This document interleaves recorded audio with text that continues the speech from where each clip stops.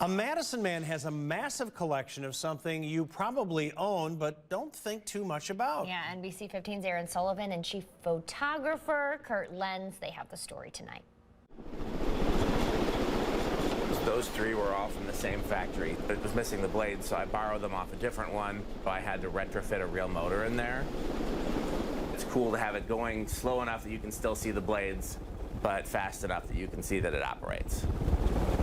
I was fascinated with anything that spun. Dan Newman is always looking up. I don't necessarily have a favorite. I have like maybe a top 5. Some may call him a fanatic. You still find them free on the curbs, free on Craigslist. But his passion can't be switched off. So this is my laundry room, and this is the only room in my house that I kind of went a little crazy. The Madison native collects ceiling fans. Yes, I get called Dan the Fan Man way too much. Most are decades old, from his childhood in the 70s and 80s. I've lost count, but if I had to guess, I'd say upwards of 500.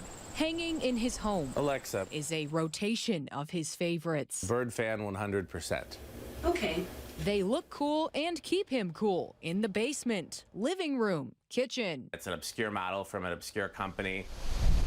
Even the backyard gets a little breezy. If something exists, people collect it. And then there's the garage, a whirlwind of motors and blades. It's a pretty niche interest, so if I don't buy it, then there's a good chance it might end up on the curb or in the scrapyard or something like that. And if all this blows you away,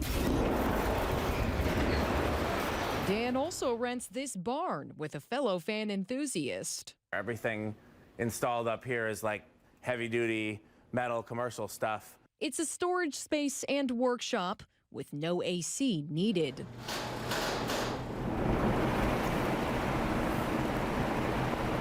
For Dan, it's more than a hobby. It's a way to connect to his past. Seeing a fan that was special to me as a kid takes me back to that happy place in childhood. His interest in fans started young. We didn't have a lot of money, but I would try to, beg to go on my birthday to a restaurant that had the fans, or, my mom was going to Shopko. Can I go look at the fan section? No, Menards, I think, was my favorite. Menards had a great fan display when I was a kid. His very first buy was at a garage sale in the 4th grade. It was the same one, like the same model, that was installed in Dorn Hardware on Verona Road, which was my dad's favorite store. From there, he moved on to box and pedestal fans. And as his collection grew, he did too. There's parts of your childhood that you think you'll never see again, and being able to rebuild it, for me, it's one of the important pieces. And thank you for watching and discussing ceiling fans with me. Today, he connects with other collectors on social media, hosts a podcast, and has a YouTube channel, all dedicated to his craft.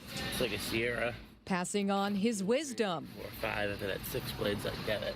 And possibly some spare parts. Can't keep everything and can't use everything. To fan lovers like him. Now I finally have the opportunity to go through and say, okay, this is the stuff I really want to keep. This is the stuff somebody else might want. In Madison. The goal is for everything to be complete. Erin Sullivan, NBC 15 News.